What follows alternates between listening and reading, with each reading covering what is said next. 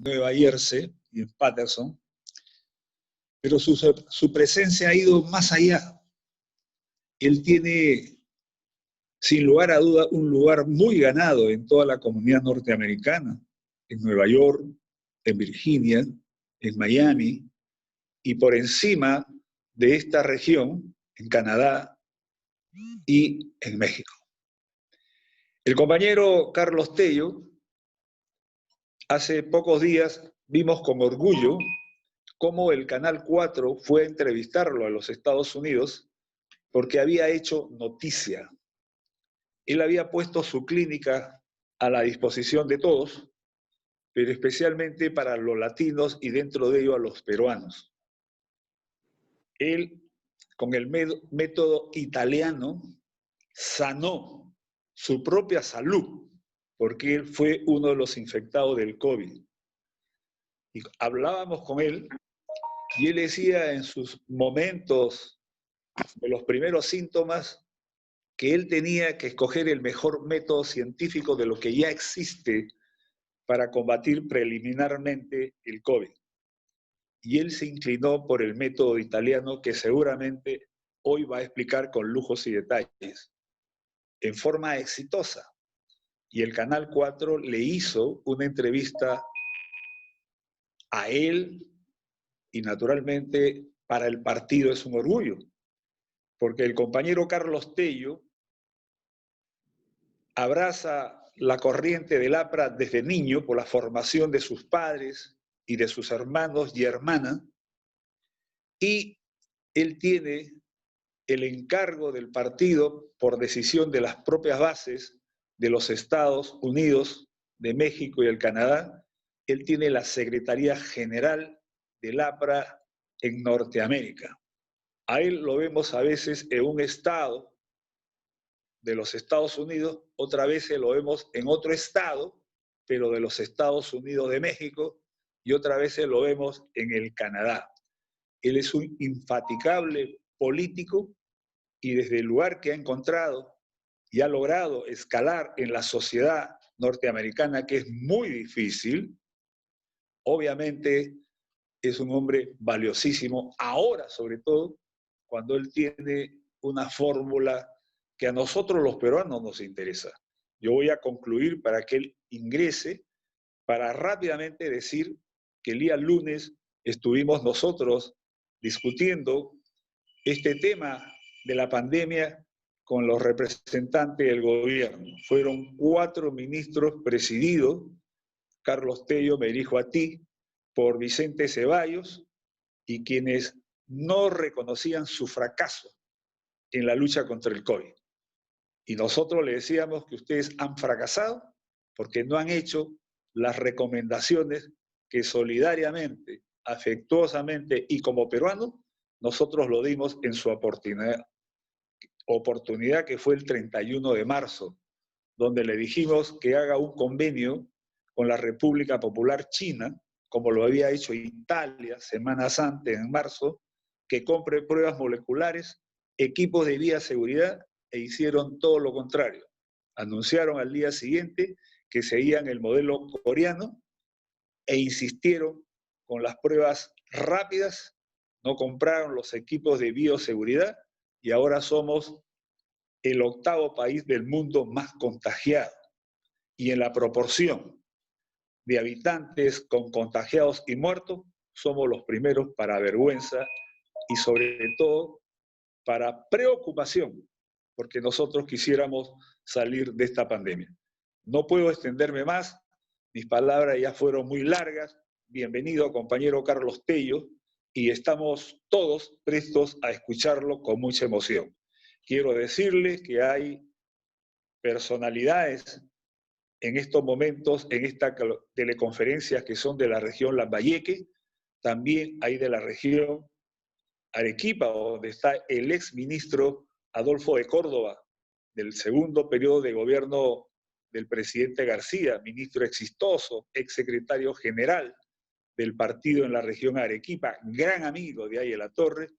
Está un líder de Lima, el compañero Tayo Barrera, que es dirigente sindical internacional del sector de los inmobiliarios y también es dirigente nacional de la gloriosa Confederación de Trabajadores del Perú. Todos los que están acá son representativos, me refiero a los que están presentes en esta teleconferencia, lo dejo ahí para que el compañero Julio Paz pueda presentar al compañero Carlos Tello e iniciar esta esperada teleconferencia sobre un tema tan importante como es cómo combatir el COVID-19, que se complementa con la anterior conferencia que hubo la semana pasada, que también se habló sobre el mismo tema y que hoy sería el complemento de ese evento del jueves pasado, si mal no recuerdo. Gracias, buenas noches, y yo también presto a escuchar al compañero Carlos Tello. Gracias, compañero Benigno.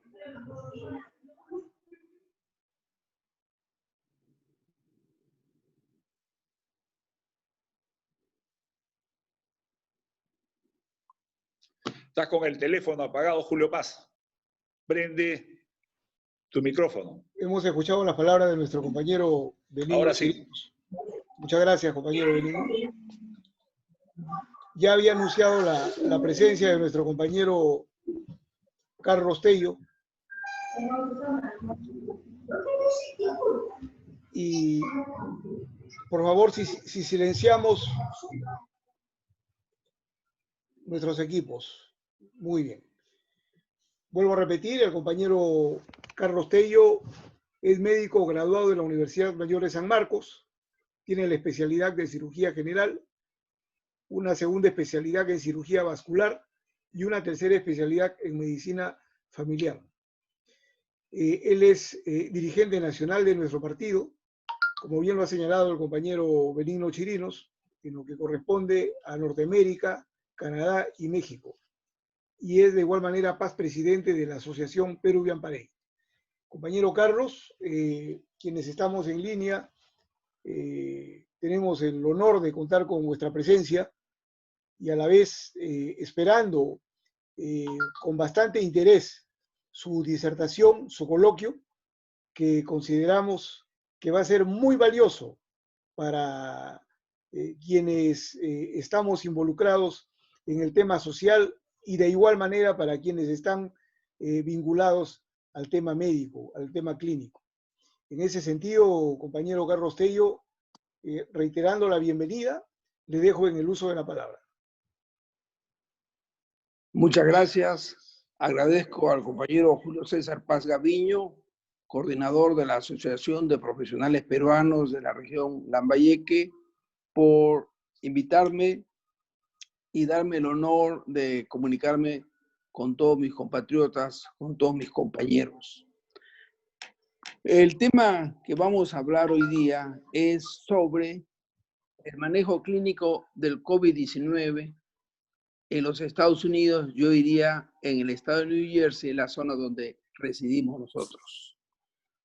Estos lineamientos son impartidos por la Organización Mundial de la Salud. Se ha dicho mucho y también no se ha dicho nada. Como todos sabemos, el COVID-19, esta pandemia, empieza en diciembre del 2019 en la ciudad de Wuhan, en China. Es un virus parecido o muy similar al SARS, que antes existía, con una ligera variación. Tiene una sintomatología clásica que estoy seguro todos los compañeros, colegas, todos los que tienen conocimiento, que es principalmente la fiebre, el dolor de cabeza, la tos, la fatiga, los dolores musculares. Y hay otros síntomas menores, como son el dolor de garganta, la tos seca, puede haber también náuseas, vómitos, diarrea y también dolores musculares.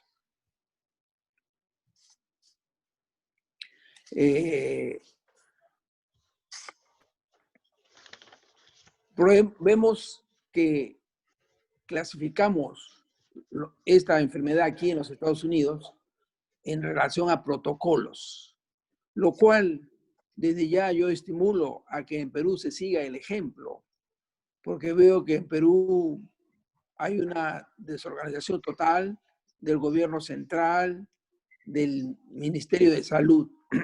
Por ejemplo, acá clasificamos los casos en casos leves, en casos moderados, en casos severos cuando necesitan como oxígeno como tratamiento y casos críticos, donde los casos leves vienen a ser el 40%, los casos moderados 40%, los casos severos 15% y los casos críticos el 5%.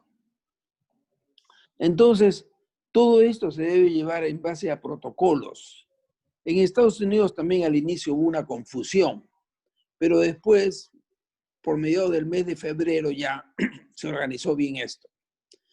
Y este país tiene un sistema con los recursos que posee en que hay enfermeras que llaman a los pacientes o llaman a los ciudadanos que cuando fueron evaluados a quienes se les sometió la prueba y se le encontraron positivos, entonces los llaman para preguntarle cómo se encuentran, si están sintiéndose mejor, si se sienten peor o si se sienten desmejorados.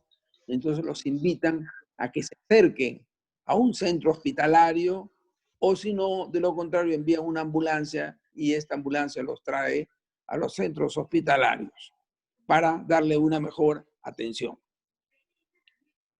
Ahora, descontinuar ¿qué es lo que se desea? Es descontinuar la transmisión de esta viremia, parar la transmisión del virus. Por ejemplo, cuando hay pacientes que han tenido síntomas, desde el día en que se hizo el hisopo nasal, nasofaringio, y fue positivo, se les permite 10 días, en que en esos 10 días este paciente ya debe estar curado. Y después se le dan 3 días más sin síntomas. Entonces se considera que este paciente ya superó la infección del COVID-19. Ahora, en el caso de pacientes asintomáticos, que viene a ser el 20%, que no tienen síntomas, pero tienen la infección, si este paciente recibe el tratamiento y después el tratamiento que se usa, ¿no? Porque no hay un tratamiento fijo, por 10 días ya ese paciente está curado. Si el paciente no ha tenido recurrencia, no ha tenido más síntomas, ya se le considera que está curado. Ahora, a estos pacientes que ya salen de los protocolos de la infección de COVID-19, pero es diferente a la alta clínica. ¿Por qué? Porque estos pacientes ya salieron del protocolo de COVID-19, pero estos pacientes clínicamente se les tiene que evaluar desde el punto de vista neurológico, desde el punto de vista pulmonar, desde el punto de vista cardiológico, desde el punto de vista de terapia física, que dejan muchos residuos, muchos rezagos, y que estos pacientes van a necesitar tratamientos por especialistas por 2 o 3 o 4 meses más para que recuperen totalmente la salud. Cuando se hace el despistaje de esta enfermedad, entonces se hace el famoso triage, que viene a ser la clasificación de la urgencia de la enfermedad, como lo mencioné anteriormente. Si la enfermedad es leve, el paciente puede hasta permanecer en su casa. Si es moderada, también. Si es severa, lo más probable es que vaya a un centro asistencial, pero en ciertas condiciones puede estar en la casa. Y si es crítico, de hecho, 100% que necesita ayuda en un centro hospitalario. Porque, ¿qué es lo que se busca? Es disminuir y parar la transmisión. Es el objetivo primario de COVID-19 en el mundo. Se recomienda despistaje de todas las personas que entren al primer contacto con el sistema de salud para identificar a aquellas personas que son sospechosas o confirmadas de tener el COVID-19. Hay casos sospechosos, la mayoría tienen que ir a aislamiento, sea en el hogar, en un centro comunitario, en una posta médica, en un hospital. Y con mayor razón, los casos que se les confirma el diagnóstico de COVID-19, de infección de COVID-19, tienen que ir a un aislamiento. Pero tienen que ser en ambientes separados. Por ejemplo, los casos sospechosos van al ambiente A, los casos confirmados al ambiente B, etcétera, etcétera. Porque lo que tenemos que hacer es contener la transmisión del virus. Entonces, se tiene que implementar inmediatamente medidas de control de infección. El uso de las máscaras, la distancia social, los guantes, el uso de lentes especiales. Y luego tenemos que ver el diagnóstico de laboratorio. El diagnóstico de laboratorio, ¿cómo se hace el diagnóstico?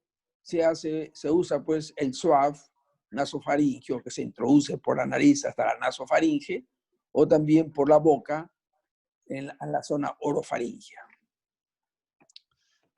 La Organización Mundial de la Salud dice que la prueba de los anticuerpos para el SARS no se recomiendan para diagnóstico de una infección corriente. Pero yo tengo que hacer un hincapié acá e informarle a todos ustedes que hoy por hoy la frecuencia con que se lleva a cabo la prueba de anticuerpos en los Estados Unidos de Norteamérica, lo digo especialmente en el estado de New Jersey donde resido, está aumentando de una manera pues, pero potencialmente. Hay médicos que hacen 100 pruebas de sangre para anticuerpos diarios. Y yo pienso que en el futuro las pruebas de anticuerpos probablemente no sean importantísimas para el diagnóstico, pero sí para el seguimiento del paciente. Para el seguimiento, para ver si el paciente se reinfecta, que no se han visto casos hasta ahora, y tampoco no se sabe todavía si esta infección confiere inmunidad o no confiere inmunidad. Ahora, también depende de la epidemiología, de los recursos locales en clínicas, ¿no? Para hacer, en ciertas zonas hay que hacer despistaje de otras enfermedades, porque puede haber una doble infección. Por ejemplo, si es en Iquitos, a esa persona se le tendrá que hacer el despistaje de malaria, el despistaje de dengue, el despistaje de fiebre tifoidea y también, en ciertos casos, el despistaje de la tuberculosis. Aquí hay un criterio muy fijo. Usamos la terapia de oxígeno si la saturación de oxígeno arterial, donde hay un instrumento que uno pone el dedo y esto inmediatamente le da la medida de la cantidad de oxígeno que está en nuestra sangre circulante. Si esa cantidad de oxígeno en la sangre circulante es menos de 90%, sea que la situación del paciente sea una emergencia o no sea una emergencia, se le da oxígeno. Se le da tratamiento con oxígeno. Al inicio probablemente por una cánula nasal y exactamente se va avanzando.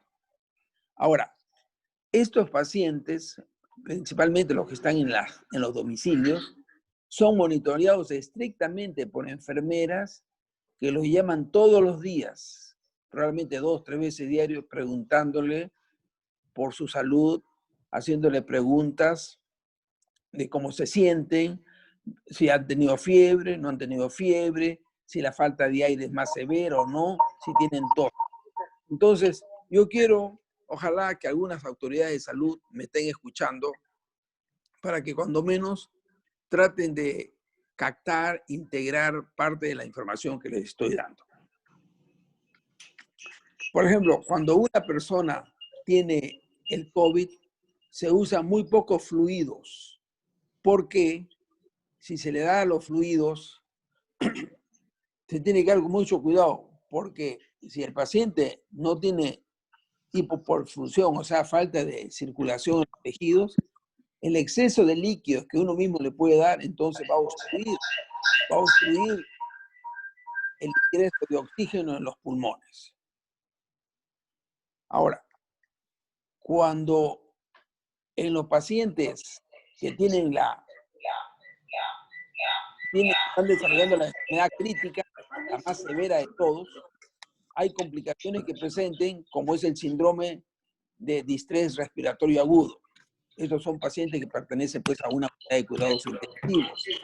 Tienen que estar en manos de un especialista en enfermedades pulmonares. Otros pacientes pueden desarrollar shock séptico, que también aquí hay presión baja sin falta de líquidos.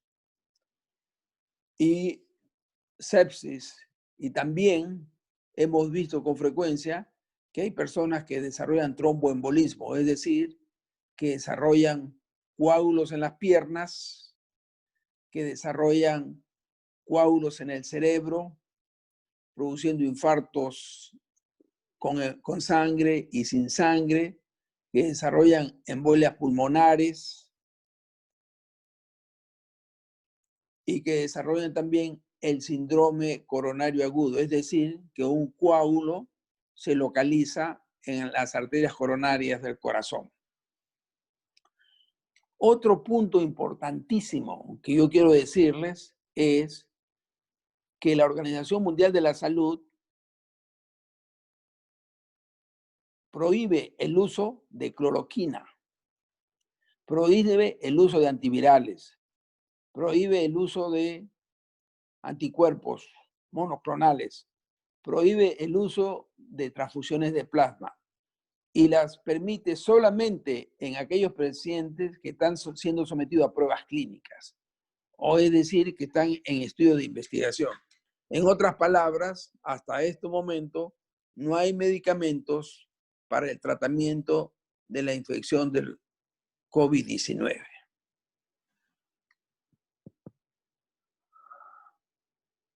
También se recomienda no usar los corticoides de rutina en neumonías virales.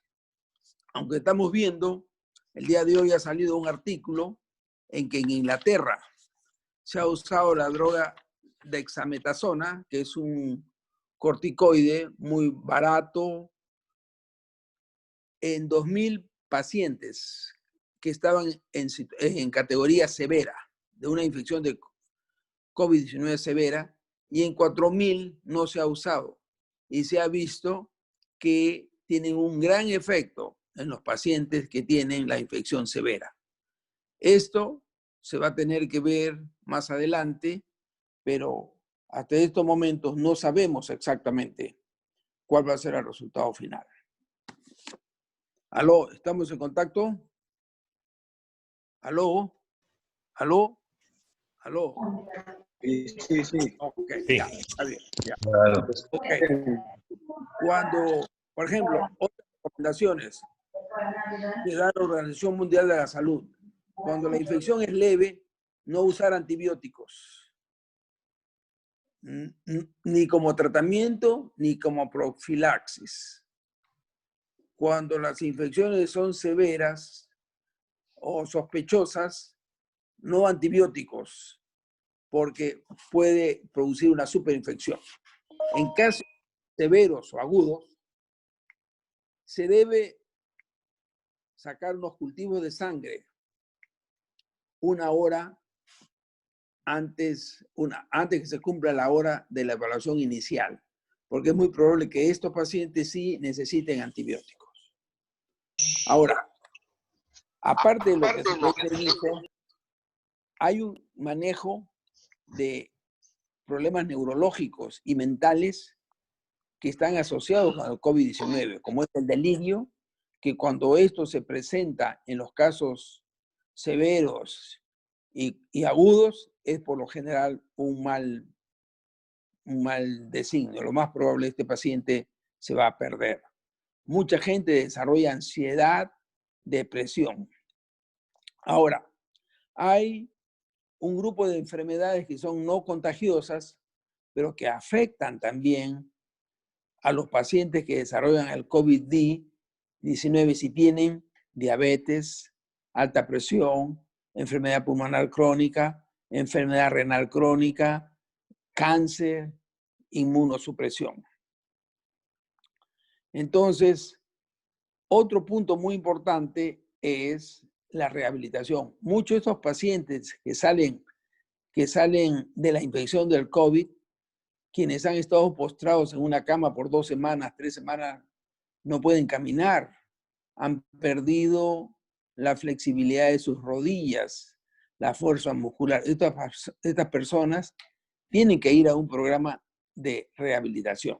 Ahora, todos sabemos que en un momento la Organización Mundial de la Salud estaba de acuerdo en el uso de la cloroquina con el acitromicina, con la acitromicina, que es el Citromax.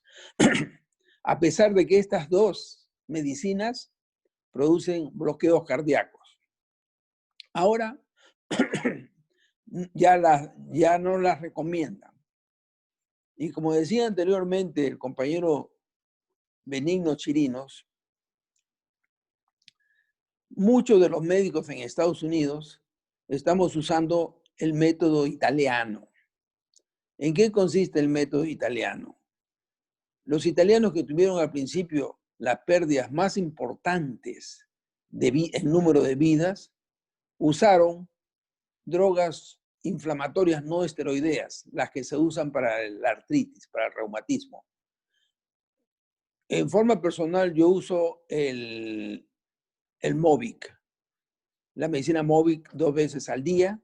Además de eso, usamos unos antihistamínicos, que puede ser el Claritin o el Benadryl. Usamos el omega 3 y usamos una aspirina diaria para evitar cualquier fenómeno embólico.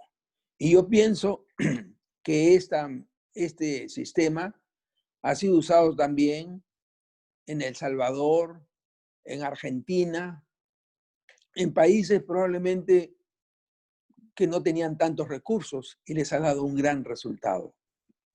Yo pienso que hoy es de la experiencia que he visto, que cuando el paciente, mientras más rápido llegue el paciente a que sea visto por el médico, más rápido se recupera.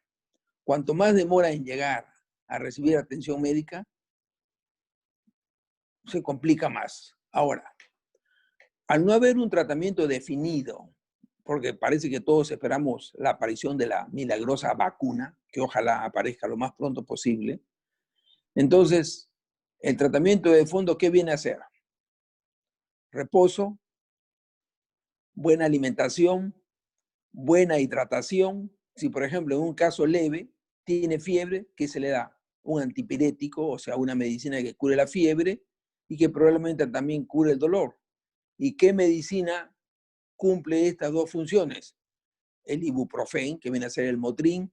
Y sé que en El Salvador estaban usando, con los recursos limitados que ellos tienen, estaban usando Motrin 2 veces al día, un antihistamínico y un antiinflamatorio, que es el Motrin, y les fue muy bien, les ha ido en El Salvador. Por eso que tienen una mortalidad y una morbilidad muy baja. Entonces, también tenemos que ver un poco qué pasa si una mujer embarazada se infecta de COVID. Sepan ustedes que por lo general al bebé, al feto que está en el útero de su madre, no le pasa nada. La enfermedad no se transmite. Y si se transmite es en un porcentaje muy, muy bajo, y muchos de estos bebés tienen la enfermedad en forma asintomática. Ahora, inmediatamente cuando el bebé nace, no hay que, inclusive se indica que mucha gente decían hay que cortarles el cordón umbilical inmediatamente para que no le pase sangre.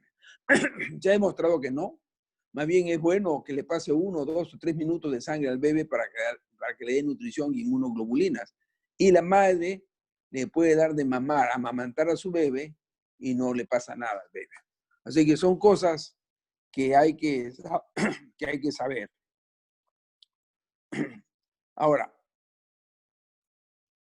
no, en otras palabras, no hay confirmación que haya transmisión del COVID-19 de la madre al niño. El riesgo de transmisión del COVID-19 a través de la sangre es probablemente mínimo. Hay que alimentarlo al bebé normalmente. Y también hay que tener mucho cuidado por las personas de 60 años para arriba, porque ya es el solo hecho de tener 60 años ya es una morbilidad en contra del ser humano. Estos serían lineamientos, podríamos hablar muchísimo, pero estos son lineamientos que les doy en líneas generales. Yo veo que la situación del Perú está muy mal. Yo pienso que tienen que hacer protocolos, empezar en todas las regiones, se empezará lentamente, pero hay que hacer algo, porque no hay un plan de cuidado de la población, y yo pienso que deben adoptarse protocolos, pero inmediatamente, para proteger al pueblo peruano. Y yo, compañero Julio, estoy a sus órdenes para las preguntas respectivas. Muchas gracias, compañero Carlos. Los compañeros que deseen hacer uso de la palabra, compañeros, por favor avisar por el chat. Antonio Céspedes está pidiendo el uso de la palabra. Sí, adelante, por favor. Buenas noches, compañeros. Buenas noches, doctor. Buenas Lo noches. felicito por la forma como ha conducido esta disertación, muy ordenada, pero yo quiero darle a usted las quejas de lo que está pasando en mi país. Usted, por razones de trabajo, se encuentra fuera del país, pero acá estamos en una situación muy difícil por cuanto se vienen aplicando esos protocolos y no están dando resultados. Ejemplo, viene un paciente, le detectan el COVID y le dan solamente el paracetamol. El paracetamol es un analgésico antipirético. Lo mandan a su casa y le dice que espere la evolución de la enfermedad, que su cuerpo responda y ya pasa, o si tiene algún problema de oxígeno, bueno, tendrá que venir al hospital. Usted, como sabe, la mayor cantidad de peruanos tienen problemas de defensa. Su problema alimentario, entre otras cosas, no le permiten, en la mayoría de casos, resistir a esta inflamación. Porque en realidad, esta enfermedad no es tratada solamente con un analgésico antipirético. Ha quedado demostrado, y lo he escuchado, lo sé por lo que me he enterado de Centroamérica. En Centroamérica lo han definido como un proceso inflamatorio. Y un proceso inflamatorio no se sana con una paracetamol. Es más, durante este proceso hay transmisión, contagio, justamente por la tos, por el estornudo. Entonces tiene dolor de cabeza, tiene problemas de dolor de cuerpo, entre otras cosas, entre otros síntomas. Entonces optan por darle ahí un antigripal, y tiene incluso hasta un antitussígeno, para evitar el contagio. Entonces, hasta ahí bien. Pero no queda solamente con el paracetamol, sino le adiciona una dosis de ibuprofeno de 400 miligramos 3 veces al día, acompañado de un antigripal. Entonces, eso me tiene mucho sentido para mí, que no soy médico. ¿Por qué? Porque si yo tengo un proceso inflamatorio y solamente le doy un antipirético y un analgésico, le quito el dolor de cabeza y la fiebre, pero persiste el problema de la inflamación. Y una inflamación que no es curada, ¿a dónde va a conducir? A un proceso difícil, de repente a una bolsa plástica, ¿no? Que acá se está utilizando eso, lo dejan ahí, el paciente no es tratado, no se le baja la inflamación y termina metiéndole en una bolsa negra. Ese es el problema del protocolo, doctor. Ese es el problema que tenemos nosotros acá, que no han definido bien a la enfermedad y definitivamente nos ha ido mal. Es más, yo quiero acá hacer, aquí entre la concurrencia deben haber muchos compañeros médicos. El médico es el profesional que más se ha dedicado al estudio dentro de todas las profesiones que nosotros tenemos acá. Ha estudiado 10 años y tiene que aplicar su conocimiento clínico. O sea, no va a necesitar prácticamente una prueba molecular para saber si este señor tiene ya un COVID. Tiene dolor de cabeza, tiene dolor, tiene fiebre, ¿no? Todos los síntomas que nosotros ya los conocemos. Entonces, hay que avanzar, porque el proceso inflamatorio se viene, ¿no? Y la enfermedad, como usted bien ha dicho, hay que agarrarla desde el comienzo, porque si vamos después, ya va a ser problema, ¿no? Lo que tenemos que evitar es que pase a la otra fase que va a necesitar oxígeno o que va a necesitar ayuda a través de una UCI. Entonces, ese es el problema que nosotros acá tenemos, doctor. Y más bien yo pienso que los médicos tienen que empezar a hacer su trabajo, porque la Organización Mundial de la Salud parece que nos ha tirado una bomba que los ha dejado inmóviles. Y solamente están actuando por lo que dice el protocolo. Esa es nuestra realidad, doctor. Yo no sé, entre los médicos y usted que en este momento tiene a cargo esta disertación, podamos conversar, sobre todo con ellos, ¿no? 30 segundos, Toño. Te quedan 30 segundos, compañero. ¿Ya? Gracias, Julio. Entonces, compañeros, no quiero tampoco quitarle mayor tiempo y que otros compañeros también participen. Entonces, yo dejo a consideración de ustedes, digamos, mis puntos de vista, y sobre todo al doctor, que viene prácticamente con mucho entusiasmo, pero viene de otra realidad que es Estados Unidos, ¿no? Y de repente en Estados Unidos tiene camas UCI, tiene esto para inmediatamente atender ese paciente. Acá no. Acá hay que agarrarlo desde el comienzo y combatir el proceso inflamatorio y evitar que pase a esa segunda fase. Muchas gracias, compañeros, por escucharme. De repente muchos estarán de acuerdo con le damos, compañero Carlitos, van a hablar 3 compañeros más y da una sola respuesta, ¿le parece? Encantado, como usted diga. Ya, le damos el uso de la palabra a Isaac Sion, luego a Martín Bernabé y luego a Juan Manuel Cubas para que nuestro ponente, nuestro expositor dé respuesta. Isaac Sion, por favor, compañera, activa tu audio. Sí, ¿me escuchan bien?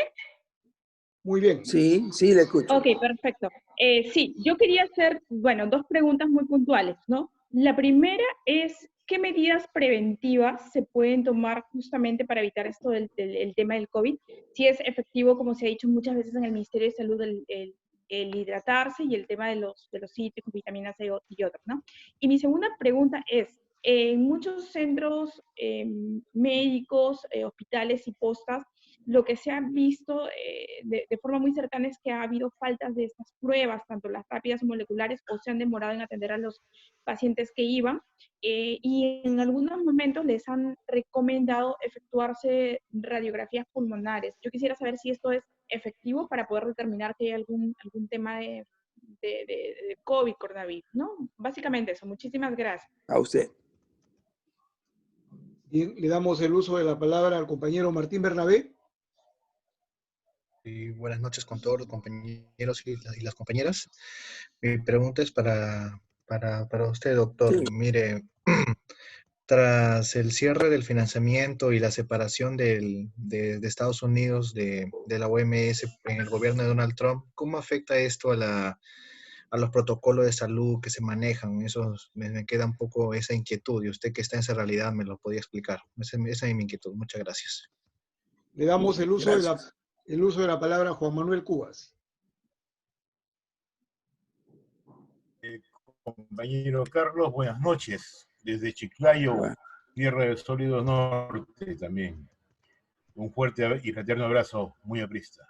Bueno, más que una pregunta, yo quiero comunicarle mi experiencia con el COVID a través de los trabajadores de mi empresa. Nosotros manejamos una empresa de seguridad física y también una empresa de seguridad electrónica. Entonces, en cuanto a nuestros vigilantes, hemos tenido 2 casos que han dado positivos a las pruebas. En ambos casos, ellos se han sorprendido porque son asintomáticos. Es más, el día de hoy prácticamente han tenido que obligar a uno de ellos que vaya de vacaciones a su casa, no quiere irse, quiere seguir trabajando, ¿no? Ha sido una sorpresa en ambos casos, como le digo, de 2 vigilantes, hacen su prueba, dan positivo, uno de ellos vive con con su esposa y 3 hijos mayores de edad, nueras y nietos. Todos viven en la misma casa, comparten las mismas zonas de la casa y están asintomáticos. Ya pasó 15 días de la prueba que hizo este vigilante, ¿no? Ya reingresó a trabajar porque él no quería perder el puesto, por más que se le explicó, no quería que el cliente se entere tampoco, porque de repente hay algunos prejuicios de que de repente puede continuar, ¿no? Pero ya ha pasado el 20 días y bueno, totalmente sintomático. El otro caso que tenemos también es sintomático y tenemos un caso de una operadora. Las operadoras trabajan desde sus casas, ellas se conectan por su computadora desde hace mucho tiempo y tenemos el caso de que una operadora nuestra se va a dar a luz, le tocaba el parto y la derivan a la posta médica de José Laya, porque tanto el Hospital del Seguro acá como el Hospital Regional están con pacientes COVID. Cuando va a ingresar a dar a luz, le hacen la prueba y le detectan que tenía COVID. Así que la derivaron al Hospital Regional, se puso nerviosa, yo conversé con ella, ¿no? Le dije, no te preocupes, no pasó nada, era asintomática, ¿no? Ha dado a luz hace ya 2 semanas, parto normal, su hijita está linda, totalmente saludable, se estima que ella ha contagiado a su esposo, a sus 2 menores hijos, a sus padres, porque está viendo a la casa de sus padres, ¿no? También es sintomática. Tengo el caso de un familiar, ¿no? De 85 años, un tío abuelo, su esposa hace COVID, la llevan al seguro, en menos de 24 horas fallece, ¿no? Mi tío abuelo de 85 años hace un cuadro de septicemia. Y es lo que me llamaba la atención con lo que usted dijo hace un momento, compañero, que la septicemia se presenta en esos casos, ¿no? Hizo un cuadro de septicemia Sí. Que fue tratado como tal, como cuadro de septicemia, se le inyectaron antibióticos, todo a través de una cánula a la vena, atención domiciliaria, y pasó la septicemia, ¿no? Le dijeron que el COVID había sido asintomático, pero veo que no, que la septicemia es parte del cuadro de COVID, ¿no? Y bueno, sus 2 hijos que también han estado positivos al COVID, lo han pasado como sintomáticos, ¿no? Se estima que en Chiclayo hay bastante casos de asintomáticos acá. Es más, yo mismo muchas veces voy, converso con mi personal, con el caso de esas 3 personas que son de mi personal, tanto mis 2 vigilantes como mi operadora, me he acercado a conversar con ellos, manteniendo la distancia, por supuesto, pero por trabajo, indudablemente que a veces tengo que ir a verlos para estar más cerca de ellos. No me gusta estar cerca del personal porque, bueno, en parte es un trabajo que es como un hobby para mí, ¿no? 30 minutos, Y me gusta mucho compañero, 30 ¿no? minutos. Entonces, esa es la experiencia que tenemos, y en Chiclayo tengo conocimiento de muchas personas asintomáticas que han pasado la prueba, les ha salido positivo y están haciendo su vida laboral y familiar como si nada. ¿Mm? Como si nada pasara. Esa era la información que quería darle o ser compañero. Muchas gracias y un Claro. fuerte abrazo. Muchas De gracias. igual manera, de igual manera. Compañero Carlos, tiene el uso de la palabra. Ya, ok, mira. La pregunta al primer compañero, yo le doy toda la razón, como lo dije anteriormente. En el Perú se tiene que usar protocolos, se tiene que usar un plan de tratamiento. Por supuesto que Perú no tiene la capacidad económica de Estados Unidos, pero se puede hacer algo, se puede hacer el esfuerzo, se puede hacer una organización. Pero una organización, como lo dije, que va a empezar de chiquito y en todas las regiones. Y todos los médicos, todo el mundo tiene que poner el hombro. Por ejemplo, en sí, con esta enfermedad, como lo dijo el compañero en la primera pregunta, la infección del virus dura 14 días aproximadamente. Ese es su ciclo biológico. A los 14 días el virus se muere. ¿Ok? Entonces, ¿qué es lo que se trata de hacer? Y en muchos casos se ve que el paciente nunca llega a un centro médico, a un centro asistencial, ni va a ver a un doctor, y solo se cura. ¿Se cura por qué? Porque este paciente estaba nutricionalmente, estaba muy, muy bien, por razones X se hidrató bien, descansó, probablemente no tuvo otros contactos y se salvó. Pero otros pacientes no sufren, no experimentan esta situación y pueden complicarse y pueden perder la vida. Ahora, cuando uno se infecta, entonces acuérdense, el periodo biológico de vida del virus es 14 días. El virus, como todo virus, nace y muere a los 14 días. El periodo de incubación es aproximadamente de 5 a 6 días. Cuando el paciente se pone sintomático o en los 3 días antes que aparezcan los síntomas, es cuando desparrama más el virus, es cuando contamina, cuando infecta más.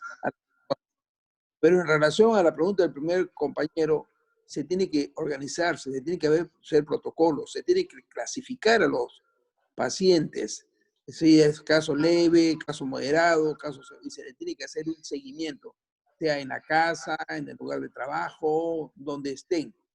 Esa es la primera pregunta. En cuanto a la compañera que hizo la segunda pregunta, las medidas preventivas, sí, las medidas preventivas juegan un rol muy importante, como la distancia social, el uso de las máscaras, el uso de anteojos especiales, el uso de guantes, el lavarse las manos por 20 segundos en cada oportunidad que se presente. Cuando una persona tose o estornuda, cubrirse para evitar que las gotitas se esparzan. ¿Ok? Ahora, esas medidas trabajan. Ahora, ella me habló sobre la vitamina C. Sí, compañera, mire, en estos momentos, yo muchas veces lo doy a mis pacientes y yo también lo he tomado, la vitamina C y el zinc. El zinc, gluconato de zinc, 50 miligramos al día y la vitamina C, 500 miligramos. Pero le digo, y aquí se van a sorprender, hay estudios en estos momentos en que se están usando hacia 8 gramos de vitamina C al día. Le vuelvo a repetir, 8 gramos de vitamina C al día, lo cual pues para mí es una monstruosidad, porque la vitamina C le va a producir una acidez en el estómago, hasta un cambio en el metabolismo, una acidosis metabólica, pero están usando eso. Por ejemplo, le cuento, hay un programa que están usando 8 gramos de vitamina C al día, en dosis divididas, con zinc 50 miligramos una vez al día. Otro usa la vitamina C sola, 8 gramos, y otros no usan nada. Entonces, se está a la espera de la conclusión de esos procesos de investigación. Ahora, tienen que haber pruebas. Las pruebas no pueden faltar. Y como lo dije anteriormente, toda persona debe ser sometida al despistaje, deben hacerle las pruebas y todos tienen que ser empadronados y para que lleven una un récord y puedan hacer un seguimiento, ¿ok? Las pruebas no pueden, así como está ahora, después de lo que se ha avanzado ya, es un pecado que en el Perú falten pruebas. Ahora, en relación al tercer compañero que me dice ahora que Trump le ha quitado la ayuda a la Organización Mundial de la Salud de 350 millones de dólares que Estados Unidos le da todos los años, pero gracias a Dios el sistema de salud de Estados Unidos es muy fuerte y se siguen usando los mismos protocolos con las mismas características. Lo que pasa es que los pronunciamientos o los consejos de la Organización Mundial de la Salud ya no son tan respetados, tan escuchados como antes. Antes sí era, pues, lo que la Organización Mundial de la Salud decía era como, ya era una palabra santa, una palabra sagrada que había que seguirla. Yo les voy a dar otra información. Sepan ustedes que por cada paciente que llega al hospital, el hospital recibe de $10,000 a $12,000 diarios. Y por cada paciente que llega al hospital y se le tiene que intubar y se le tiene que conectar a un ventilador artificial, el hospital recibe $40,000 diarios. Imagínense ustedes la cantidad de dinero que el sistema de salud americano gasta, la capacidad económica que tienen, para que ustedes sepan. Ahora, vámonos a la cuarta pregunta del compañero Cuba. Muy interesante. Yo les mencioné que hay 20% de infectados de COVID-19 que son asintomáticos, ¿ok? Ahora, en Estados Unidos se usa esta regla. Si es asintomático, se le hace la prueba, ¿no es cierto? Es positiva. La persona hombre o mujer sigue asintomático y si no presenta ningún síntoma por los siguientes 10 días, ya se le considera que está sano. Entonces, él puede regresar a sus labores, a su trabajo. Ahora, a estos pacientes o a estas personas, ¿cómo se les sigue? Se les sigue con los anticuerpos, compañero Cuba, con los anticuerpos. Háganle dosaje de anticuerpos cada 2 semanas. Y si la inmunoglobulina G es positiva, pues se puede decir que ha formado defensas. Y si la inmunoglobulina M es negativa, entonces está curado. Pero si la inmunoglobulina M es positiva, entonces él tiene la enfermedad activa todavía. Ahora, en relación a las defensas, todavía científicamente no se ha certificado si aquellos como el que habla, que ha tenido el COVID, que yo tengo la inmunoglobulina G positiva, esa inmunoglobulina G nos va a dar inmunidad, nos va a dar defensa, como a nosotros cuando nos da de niños el sarampión, nunca más nos vuelve a darnos. Entonces, esa es la gran esperanza del mundo, una de las esperanzas, aparte de la vacuna, de que dé inmunidad. Ahora, él también mencionó que tenía una empleada asintomática que estaba embarazada. Ok, esa persona tiene que seguir su ciclo. El parto debe ser un parto normal. El bebé, yo tengo la esperanza de que no se va a infectar y ella tiene que darle, amamantar al bebé, tiene que darle su leche a ese bebé normal y solamente seguir el seguimiento con su ginecólogo, obstetra y el bebé con un neonatólogo o un pediatra. Por alguna razón, como mencioné anteriormente, los bebés casi nunca se infectan y si se infectan, casi no presentan síntomas, son como asintomáticos. Hace 15 días de luz y su bebé está normal. Perfecto. Y yo le digo que no va a pasar nada, que mientras ella se cure bien y tenga un buen tratamiento de un ginecólogo, ella y el bebé por un neonatólogo o un pediatra, estoy seguro que a ese bebé no le va a pasar nada. Sí. Que sea bien nutrido, que tenga buena hidratación, que reciba el calor materno. Porque esto, yo lo que les hablo es parte. Se tiene el calor materno que viene en la formación de la psicología del bebé, en la cual se proyecta para ser pues un infante, después un adolescente y un adulto, ¿no? Es muy interesante, compañero Cuba, este tema. Y justamente, ahora, disculpe, compañero, que le interrumpa, tengo una prueba en estos momentos de un trabajador que ha dado IgM reactivo y el IgG no reactivo. Y me indican que dice que tiene infección aguda, se recomienda aislamiento obligatorio preventivo por 15 días.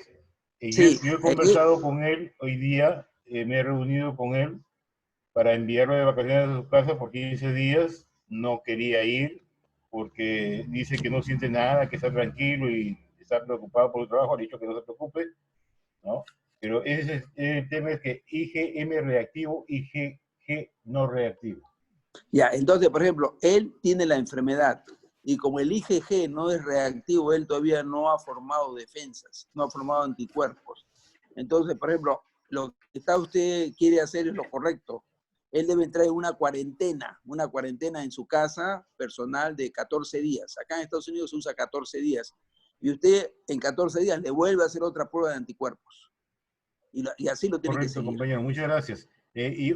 Ahora, Y antes que me olvide, tengo otra trabajadora que su ex esposo ha sido positivo al COVID, ha llegado a visitar a 2 hijos y ella, cuando se enteró de esto, comunicó a Salud Pública, hizo un cuadro de dolor de garganta, le han dado una dosis de ivermectina y ahora está normal, está pasando la normal la enfermedad, parece. Ah, qué bien, qué bien. Bueno, son esas cosas que se pueden usar, pero que no han sido aprobadas en el consenso médico. Ahora, mire, usted me dijo que usted tuvo un tío de 85 años y que su esposa falleció, y que su tío tuvo septicemia, pero que se recuperó. Lo que pasa es que en los pacientes de 60 años y más, ahí también me incluyo yo, ella es un factor negativo. O sea, un factor a favor de que a uno desarrolle la infección del COVID-19. Aparte de eso, si hay otros factores como diabetes, presión alta, enfermedad pulmonar crónica, o sea, los fumadores, enfermedad de los riñones crónica, cáncer, leucemia, todo eso va en contra de la persona porque facilita que la infección del COVID-19 se establezca en esa persona. Entonces, y esto para los colegas médicos que me deben estar escuchando, la presentación del COVID en una persona de 60 años para arriba es diferente a una persona de 60 años para abajo. Puede presentarse hasta con delirio, puede presentarse, hay que estar alerta porque se puede presentar en muchas formas. Entonces, yo pienso que su tío, por la edad que el 85 años, pero es una persona sana, porque desarrolló una septicemia como punto de presentación del COVID-19, entra en la clasificación de enfermedad severa, pero es una gran satisfacción de que él haya podido curarse. Esa sería mi respuesta a todas las preguntas. Muy bien. Bien, las 4 últimas preguntas. El doctor Juan Ramos es uno de los médicos apristas muy activos en el departamento de Lambayeque y ha sido autoridad de nuestro partido, ha sido alcalde en 2 oportunidades. Ah, qué bien. Tiene una participación social muy activa. Tengo que decirlo yo, compañero, porque obviamente en la modestia del doctor Ramos no lo va a hacer. Sin embargo, para eso estamos los apristas, para resaltar las bondades y las calidades personales de cada uno de nuestros dirigentes y nuestros militantes. Le damos el uso de la palabra a Juan Ramos y luego también tenemos una ronda de preguntas para que sean contestadas. Juan, tienes el uso de la palabra. Muchas gracias, compañero Julio. Primero mi saludo y felicitación al compañero Carlos Tello desde los Estados Unidos y aquí el saludo fraterno de los profesionales apristas, mi calidad de médico aprista y de la base del distrito de Pátapo. Primero para, como le decía, felicitarlo y para poner también igual algunas consideraciones también en la mesa de este debate. Primero que efectivamente en el Perú sí existen protocolos. Definitivamente como esta es una enfermedad muy nueva para todo el mundo, recién tenemos casi 5 meses de estudio de esta enfermedad, pero nosotros estamos ya en la 7ª modificación del protocolo terapéutico aquí. Eso en relación a la pregunta que hizo un compañero. Efectivamente, la última modificación y la última directiva, que es la 375-2020 del MINSA, nos da el manejo ambulatorio para los pacientes de COVID, que era básicamente siempre la discusión que se tenía que hacer aquí, si se le debía empezar el tratamiento en las primeras etapas, que eso ha sido casi durante los 3 o 4 últimos meses temas de debate. Y que lógicamente después de todos los aprendizajes que se ha hecho, se ha llegado a determinar. Por ejemplo, si bien es cierto, la OMS no acepta la ivermectina como tratamiento, está ahí en el protocolo del Ministerio de Salud. Quien les habla no está trabajando para el Estado, soy médico de la actividad privada, pero lógicamente tenemos que estar al día con el tema de la normativa. Está la ivermectina, a pesar de que la OMS todavía no lo ha aceptado, y a pesar de que los estudios definen a la ivermectina, y creo que los médicos y los profesionales de la salud que están escuchando saben muy bien que se ha visto in vitro que reduce la replicación viral, y siendo uno de los objetivos del tratamiento del COVID, dentro de los principales objetivos, reducir la carga viral, lo que es reducir el tema de la hipercoagulabilidad, que es uno de los principales problemas, y también reducir toda la cascada inflamatoria y el sistema de inflamación prácticamente generalizado. Se está usando la hidroxicloroquina, a pesar de los idas y venidas en cuanto a la posición que ha tenido la OMS, que inicialmente opinó de retirarlo de los estudios que se estaban haciendo a nivel mundial, dentro de ellos el estudio que se venía realizando aquí en el Perú, que estaba liderado por varios infectólogos, que me imagino el doctor Carlos Tello, compañero, conoce, el doctor Gotuso, el doctor Villegas, y los infectólogos más renombrados del país. Pero luego la OMS nuevamente ha dado marcha atrás respecto a ese tema, toda vez de que la hidroxicloroquina, como muchos los profesionales de salud saben, es usado de manera permanente en los pacientes con problemas inflamatorios, llámese gota, artritis reumatoide y otros. Eso es por un lado, para ubicarnos en el tema de que sí hay protocolos. El gran problema del país ha sido, y ahí vienen los temas eminentemente políticos que no hay que dejarlos de lado, es el tema de que no se ha trabajado el tema de la llegada de los medicamentos a todas las personas, y eso hay que reconocerlo. El Estado no ha dado los medicamentos para que puedan llegar a los centros de salud. Los centros de salud que no han sido definitivamente bien valorados. El primer nivel de atención en nuestro país, se vino diciendo desde las primeras semanas, debió ser fortalecido desde el inicio, y lamentablemente no se hizo. Recién, hace casi un mes y un poco menos, le han tomado la importancia debida a los primeros niveles de atención, a los centros de salud, a los puestos de salud. Se han creado las brigadas de respuesta rápida en cada microred o red de salud, que están recorriendo las casas, se les está asignando la hidroxicloroquina, la citromicina, en cantidades mínimas, de verdad, eso hay que decirlo. Como por ejemplo, mi distrito ha recibido solo 40 dosis, cuando es un distrito de casi 25,000 habitantes. Ivermectina, se les ha dado 40 frascos, para que tengan una idea. 40, 50, 60, 70 en diferentes lugares de la región Lambayeque. Sé que hay una propuesta ahora para que el Colegio de Químicos Farmacéuticos elabore ivermectina a gran escala, y lo van a hacer en el laboratorio o en la sala de terapéutica, en la sala de farmacoterapia del Hospital Regional. Se van a reunir los químicos farmacéuticos para elaborar, dicen, 30,000 dosis de ivermectina, que la van a repartir a los centros de salud. El otro gran problema, compañero Carlos Tello, desde el país y desde la región Lambayeque, que ha sido uno de los grandes problemas, ha sido lo que la compañera acaba de preguntar.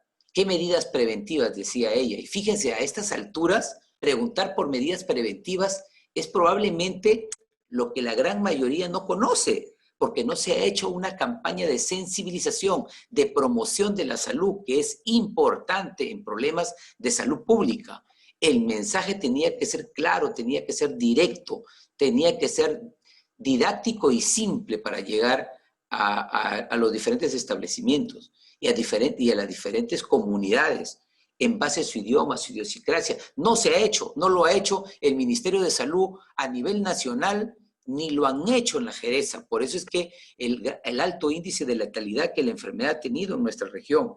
Asimismo, también la escasez de personal, la poca ejecución del presupuesto y del gasto público en salud en la región Lambayeque para el tema de las contrataciones de personal, para el tema de la compra de medicamentos. Entonces, definitivamente también yo quería aprovechar esta oportunidad también, compañero, para poderle decir que lo que se requiere aquí es básicamente de que sirvan estas mesas de debate, estos foros, que nos permitan llegar a mucha más población, que podamos abrir tal vez el debate y hacer campañas con todos los compañeros. Yo creo que no hay un solo compañero en un distrito en la región Lambayeque que no tenga un celular para poderles a través de vía Zoom poder hacer al público en general, poderles hacer una campaña y yo desde ahí comprometido a hacer de repente una charla para poderlos capacitar en temas de prevención, en temas de manejo. Lo que ha dicho también otro compañero, llegamos muy tarde a visitar al médico, el compañero Carlos Tello lo ha dicho.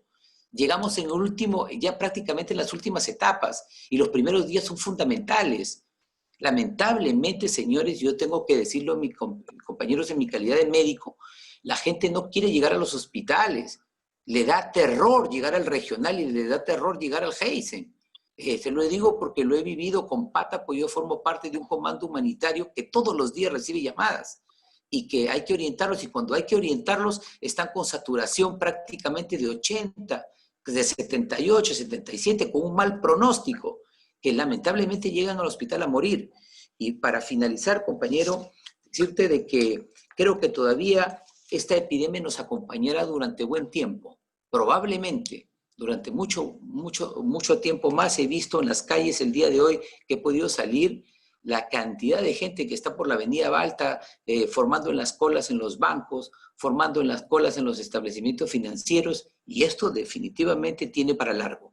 ¿Qué hay que hacer? Simplemente hacer más extensivo estos foros, poder llegar a los compañeros de cada base para que cada uno de ellos sea el que replique las medidas preventivas. Y nuestro compromiso de seguir trabajando y de contar siempre con el apoyo del compañero Tello y de otros profesionales de la medicina en otras partes del mundo y profesionales de la salud. Veo también a biólogos que también se pueden integrar al tema. Lo veo a mi compañero Luigi desde Lambayeque para poder seguir trabajando en este tema, ¿verdad? Muchísimas gracias, compañero. Bien, te tomo la palabra, Juanito. Vamos a pasar a un evento regional, ya en la que vamos a convocar a dirigentes y militantes a una conferencia Zoom para dar las indicaciones que tú estás señalando. Le vamos a dar el uso de la palabra al compañero Vicente Alcalde, que es promotor también de este grupo de trabajo virtual. Luego le damos el uso de la palabra al compañero Daniel Seminario, Osmar Incio, Dante Tello y Jorge Carranza. Vicente, tienes el uso de la palabra. Muchísimas gracias. Felicitar las ponencias tan brillantes que han tenido a bien hoy día. Felicitar al doctor Carlos, que nos ha podido brindar su experiencia personal también desde Estados Unidos. Felicitar al doctor Ramos por la actividad que está realizando brillantemente en su comunidad. Sí, pues aquí en nuestro Perú, lamentablemente la realidad es otra y muy diferente a la de Estados Unidos. Lamentablemente las diferentes actividades que están haciendo nuestros especialistas no se ve reflejada en los quehaceres diarios, ¿no? Felizmente, quien les habla pues participa dentro de un call que el Seguro Social está brindando a nuestros asegurados. Pero, si bien es cierto, nos falta la suficiente capacidad de profesionales para poder dar asistencia a nuestra población. Como hemos realizado la semana pasada con el compañero Julio, también se necesita de psicólogos, porque el tema también aquí no es tanto el tema físico, sino también psicológico, como dijo el compañero Carlos, ¿no?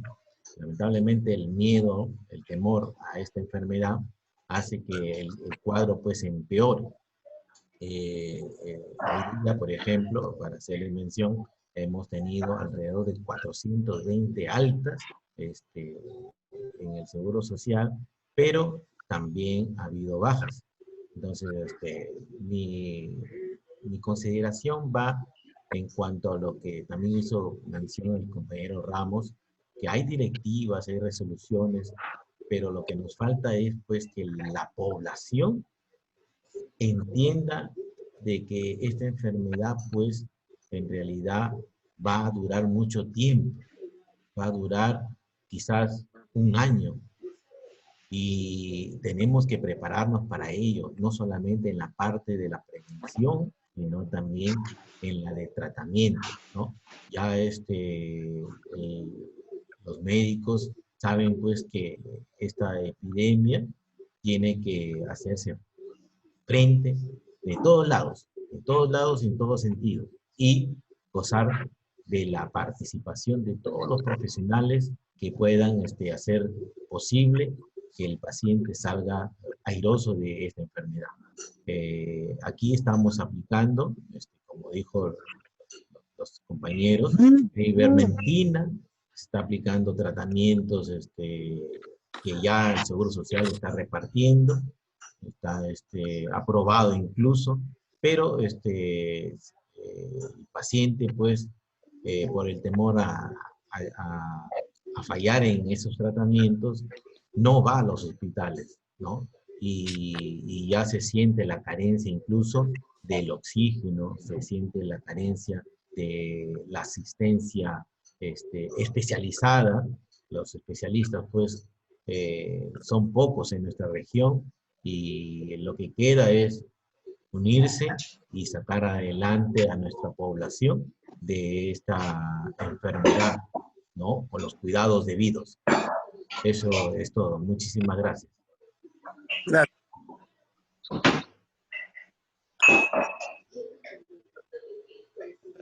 ¿Aló? Tu audio, compañero Julio. ¿Aló? Buenas noches. Compañero Julio, tu audio.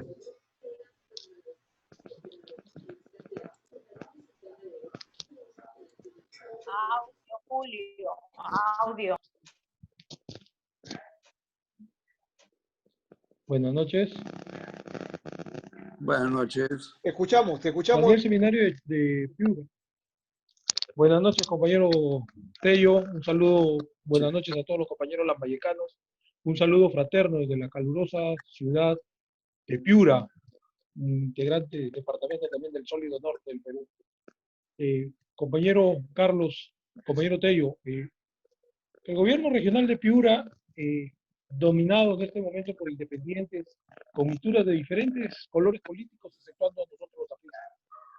Pero en esta emergencia sanitaria están llamando a los compañeros médicos, compañeros profesionales, para que asuman algunas direcciones que están viendo el tema del COVID-19.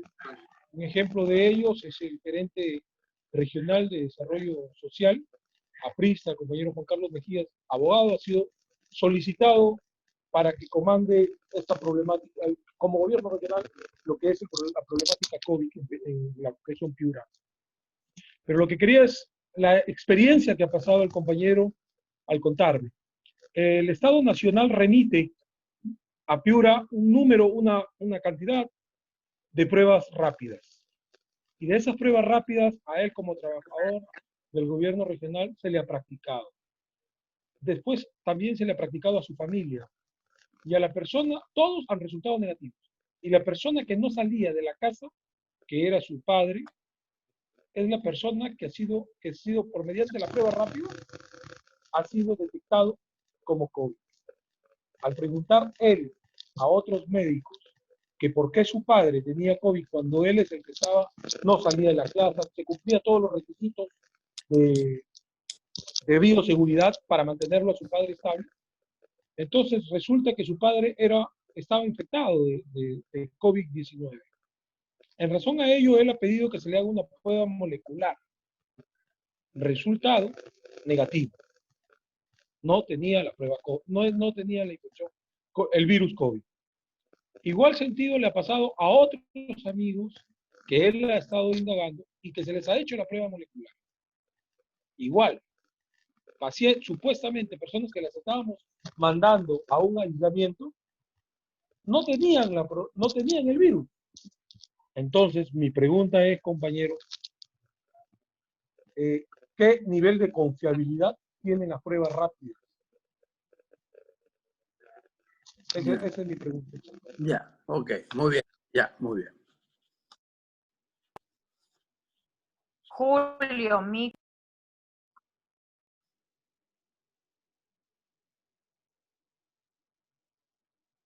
No se escucha, compañeros, no se escucha, compañero Julio. Osmar Incio tiene el uso de la palabra. Buenas noches, buenas noches al compañero Carlos Tello, un saludo. Mucho gusto. Quería hacerle una consulta, compañero, quería que nos ilustre más o menos de cómo es el tema de la carga viral, ¿no? Porque es un tema que no me queda muy claro, porque según leí que por ejemplo, el personal médico se encuentra más expuesto a una mayor carga viral de este virus, ¿no? Y es por eso que le genera mayores complicaciones, ¿no? Pero quería que nos ilustre acerca de la carga viral. Con mucho gusto. Le damos el uso de la palabra al compañero Dante Tello. Dante Tello.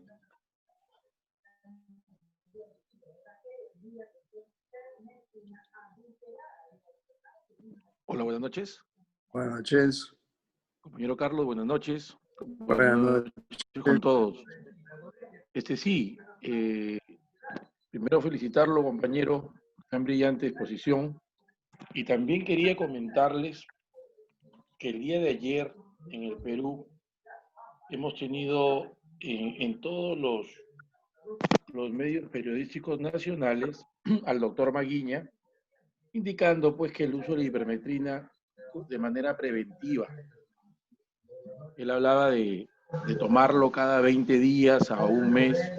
Yo quería saber si esto era correcto, porque como usted sabe, hoy todo el mundo opina de varios tratamientos, y con esta psicosis que se tiene pues colectiva también por el encierro que tenemos, comenzamos a pensar si es cierto o no. Me gustaría, doctor Carlos, ¿qué opinión tiene sobre esto? Ya, ok. La última pregunta de Jorge Carranza. Buenas noches, compañero Carlos Tello. Buenas noches a todos. Buenas noches. Y quería, agradecer por la información, es bastante educativa, nos nutre con toda su experiencia. Quería que nos diga también, según lo que ha visto, las personas que normalmente llegan a utilizar el ventilador mecánico y que son pacientes graves, y los que han llegado básicamente por un tema de hipoxia grave. ¿Cuál es el pronóstico de estas personas en el tiempo? ¿Pueden durar mucho tiempo? ¿Hasta cuánto con el ventilador mecánico? Ya, muy bien.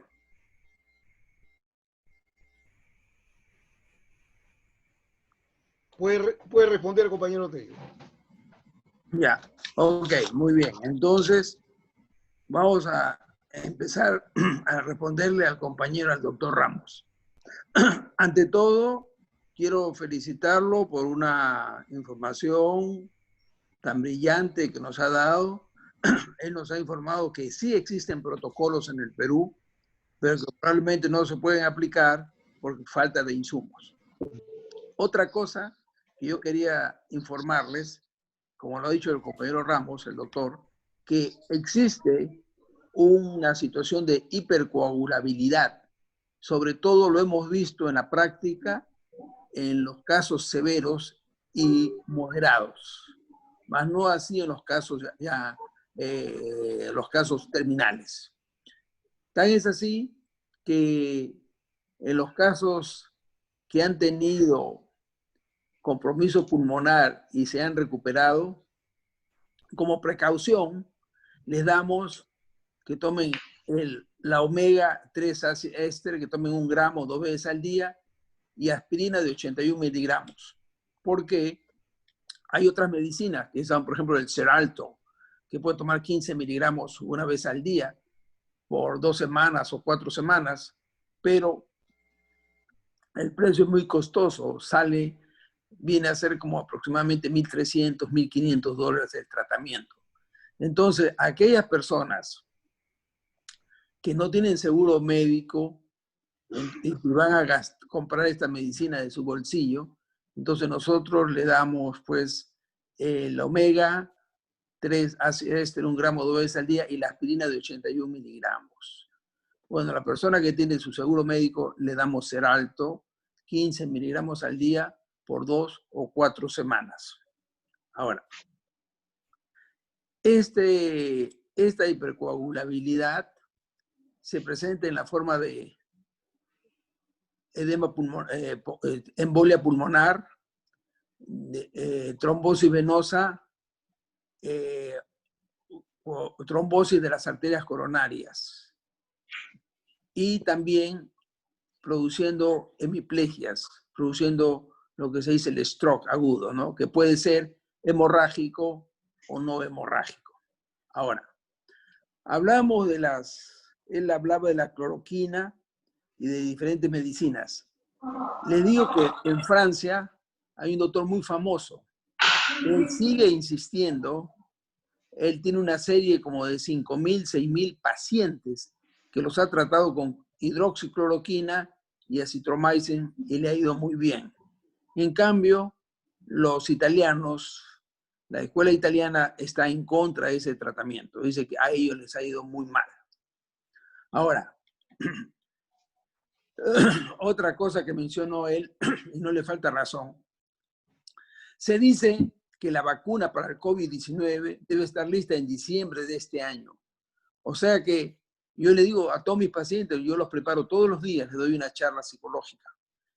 Les demoro 5 o 6 minutos para informarles que tenemos que prepararnos a vivir con el COVID-19, porque el COVID-19 va a estar con nosotros por lo menos de 6 meses a 1 año más. El 22 de este mes, acá en Estados Unidos, al menos en el estado de New Jersey, ya se van a abrir casi el 80-90% de los negocios. La gente tiene que salir a las calles, tiene, por supuesto, protegiéndose, usando su máscara, sus guantes, etcétera, manteniendo la distancia social, ¿no? Pero ya la vida tiene que continuar, ¿no? Ahora, en relación a la ivermectina que él habla, hay referencias, pero no hay nada científicamente aceptado hasta este momento. Como lo dije anteriormente, solamente en Estados Unidos se permite usar esas medicinas cuando usted está en un estudio de investigación. Ahora, respondiéndole al señor Vicente Alcalde, lo que usted ha dicho, como lo mencioné anteriormente, cuando el enfermo de COVID ya es considerado que ya no tiene la infección, viene el diagnóstico clínico. El diagnóstico clínico es un diagnóstico que dura 2 o 3 o 4 meses, porque hay muchas personas que se ven afectadas psicológicamente, desarrollando ansiedad, depresión, y muchas de ellas llegan al suicidio. Yo sé que en Lima se han suicidado como 4 o 5 personas de profesores de un nivel intelectual bueno, pensando que tenían la enfermedad y que estaban infectando a toda su familia y se han suicidado. Por eso que le digo, el aspecto psicológico es muy importante. Y hay gente que llega hasta el delirio. Además de esto, de los psicólogos hay que hacer la rehabilitación del sistema óseo muscular y muchas otras cosas más. En relación a la respuesta al señor Seminario, mire, acá en Estados Unidos, en la experiencia que les puedo decir, no se usan las pruebas rápidas. Se usa el hisopado nasofaringio o orofaringio, o sea, en la boca, y para darle, y ese resultado se recibe en 3 o 4 días. Aquí no existe la prueba rápida, probablemente no exista porque probablemente debe tener una cantidad de falsos positivos muy alta y el gobierno americano no la ha aceptado. Lo que está entrando, como lo dije anteriormente, con fuerza es el uso de los anticuerpos, de la inmunoglobulina, de las inmunoglobulinas, de la inmunoglobulina G y la inmunoglobulina M. A Omar. Omar hablaba de la carga viral. La carga viral es dependiente también del estado inmunológico de la persona. Por lo general, los trabajadores de salud, por naturaleza, tienen que haber formado defensas. Ahora, mientras el sistema inmunológico está más deteriorado, la carga viral será más alta y la enfermedad será más severa, que lo puede llevar al paciente hasta la pérdida de la vida. Entonces, para la carga viral, hasta estos momentos, acá en Estados Unidos no se hace nada. Probablemente la ivermectina, esa medicina que hablan, pueda ayudar sobre esto, pero acá en Estados Unidos no hay. Acá lo que se trata de hacer es el diagnóstico precoz, la atención precoz inmediatamente. Y la carga viral depende también de la inmunidad de la persona que recibe la infección. Al señor Dante Tello, en relación a la ivermectina como preventiva, acá en Estados Unidos no se le ha usado. No hay un estudio científico que pueda decir eso. Probablemente ustedes pueden tener mucha más experiencia que nosotros, que dice el doctor Ramos en este aspecto. Acá nosotros no tenemos esto. Ahora, como dijo él también, el encierro, el estar en 4 paredes produce pues alteraciones, produce depresión, ansiedad, angustia, ¿no? Y como yo les mencioné anteriormente, ya el 22 de este mes se abren todos los negocios en Estados Unidos, al menos en el estado de New Jersey, la gente tiene que salir a los parques, tiene que empezar a hacer su vida familiar con precaución, usando pues su máscara, cuidándose, ¿no? Pero se tiene que salir allá a hacer una vida social, al menos parcial, hasta que la situación, la vacuna aparezca y ahí yo pienso que ya todo se va a restablecer. Ahora, el señor Jorge me preguntaba del ventilador mecánico. El ventilador mecánico en sí no tiene un límite fijo de tiempo. Los que entran del 5% de pacientes que usan ventilador mecánico, lo menos el 2% pierde la vida. Y la decisión final, al menos en este país, es dada en conjunto por los médicos y con la aceptación de la familia. Ese es el tema en relación al ventilador mecánico. Del 5% que usan eso, 3, 4, 3,5 se recuperan. Esas serían las respuestas para esas preguntas.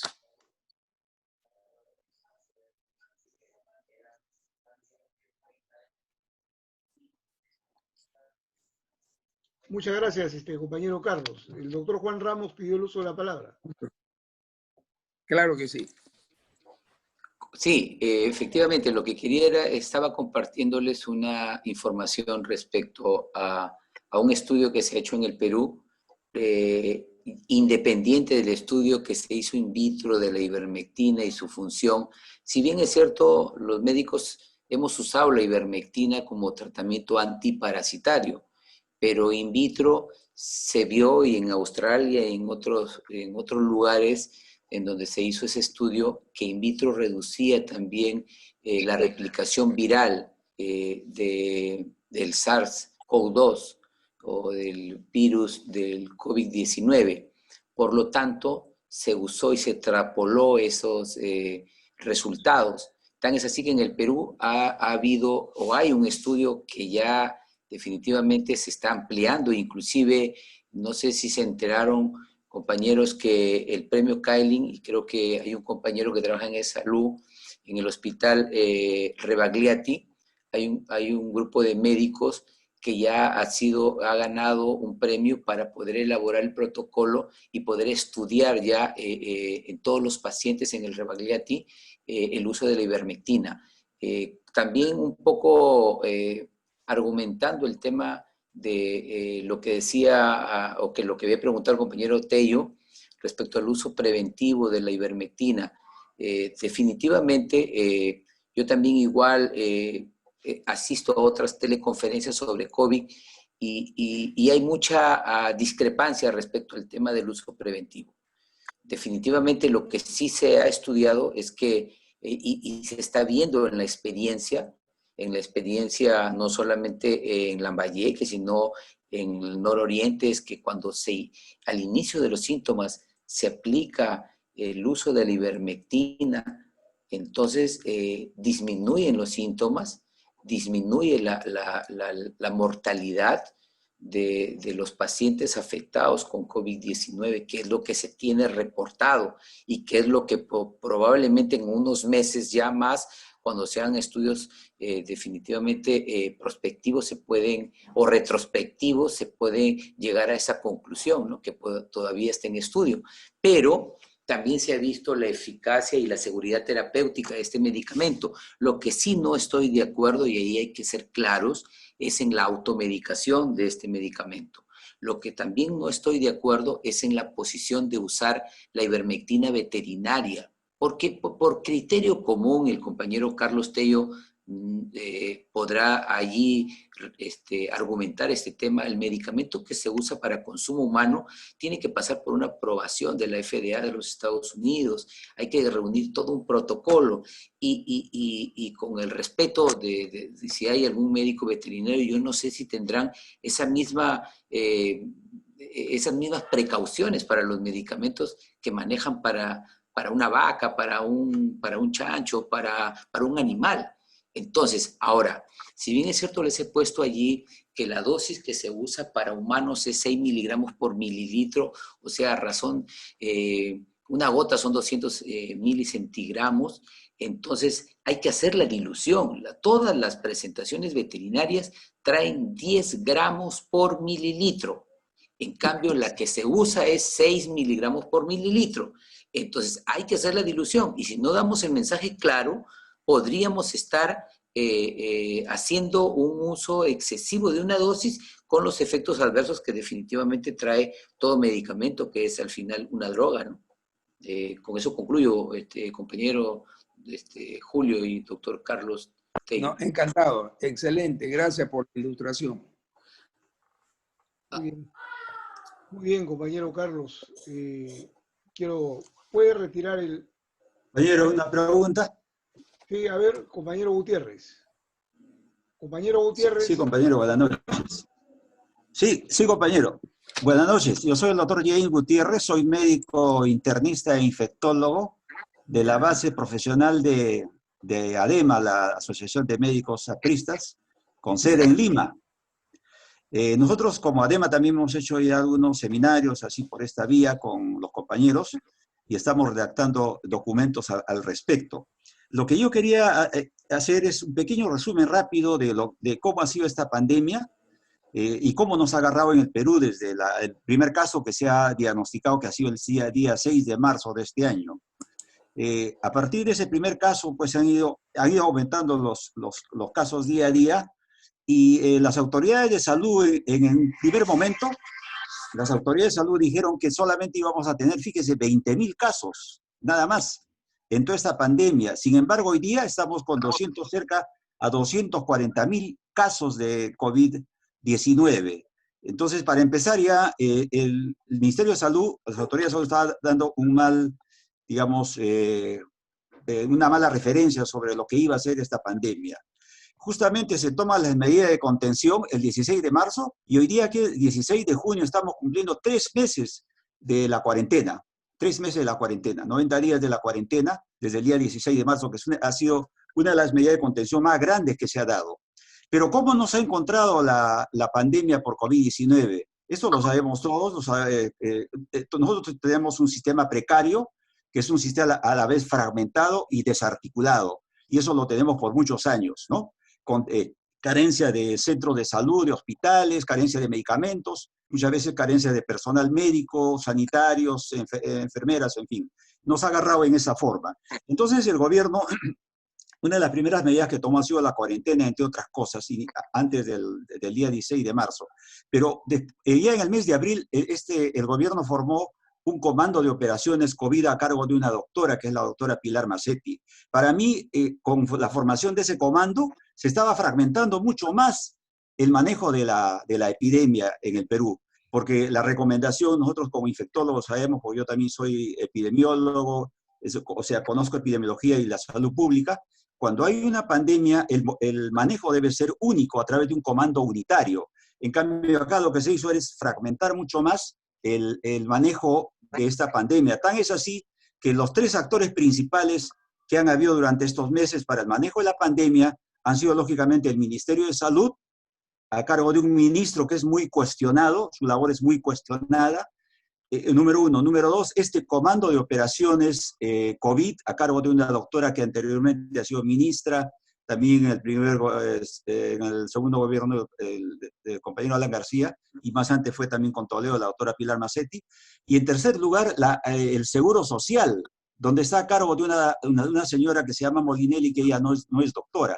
Y aparte de eso, las clínicas particulares han ido manejando sus casos, los hospitales de las Fuerzas Armadas, en fin, y también el sistema de solidaridad de la Municipalidad de Lima y de provincias también. Entonces hemos tenido un sistema para manejo de la epidemia desarticulado. Tan es así que ahora la consecuencia de todas las medidas que ha implementado un gobierno para la gran mayoría de la gente acá en el Perú ha sido un fracaso, incluyendo la cuarentena, porque el objetivo de estas medidas, como la cuarentena, que era la más principal, era aplanar la curva. Normalmente, pues la curva epidémica es alta, es como una montaña, llega a un pico y luego baja. El objetivo de estas medidas, sobre todo en la cuarentena, era aplanar esta curva, cosa que no se ha logrado. Pero el ministro de Salud sí insiste, no, sí se ha hecho, pero nosotros tenemos estudios, estamos estudiando paralelamente la epidemia y no se ha logrado aplanar la curva. Tan es así que ahora, como le digo, estamos con casi 240.000 casos, somos el segundo país en toda Latinoamérica, incluyendo México, después de Brasil, con el número de casos. Tenemos ya como 7.000 decesos, pero en el caso de los decesos también hay un subregistro. De esos 7.000 son los decesos oficiales, pero se calcula que nosotros debemos estar por la pandemia alrededor de los 20.000 decesos, 20.000 muertes. Oficialmente solamente se están registrando 7.000, porque muchos pacientes, como decían algunos compañeros más antes, no van a los hospitales o no llegan a los hospitales ya, y mueren en sus casas. Uno que otro paciente muere en la calle. Se han implantado, eso es cierto, se han implantado protocolos desde un comienzo. Los protocolos han ido cambiando, pero ¿qué es lo que ha pasado? Nosotros hemos tenido un mayor conocimiento de esta enfermedad, doctor Tello, con la experiencia de los italianos también, ¿no? Ellos hicieron autopsias, cosa que los chinos no habían hecho, o hicieron solamente 3 autopsias. Los italianos hicieron como 70, 80 autopsias a sus casos. Claro, han tenido también número de casos bastantes y bastante letalidad también. Pero en las autopsias demostraron que había un fenómeno de hipercoagulabilidad que nosotros no lo sabíamos días antes o semanas antes Entonces ya era un problema más que se incluía al cuadro clínico del COVID-19. Lo cierto es que este problema de hipercoagulabilidad unido a un síndrome inflamatorio, hiperinflamatorio, que se da en la segunda etapa, es lo que básicamente ensombrece el pronóstico de los pacientes, ¿no? Hace que los casos sean mucho más graves, que vayan a UCI o después que terminen en decesos. Estos protocolos que han hablado también algunos colegas de ahí del norte, efectivamente existen y la idea es tratar ahora a los pacientes leves con estos medicamentos, sea la ivermectina o la hidroxicloroquina, o puede ser la combinación de los dos.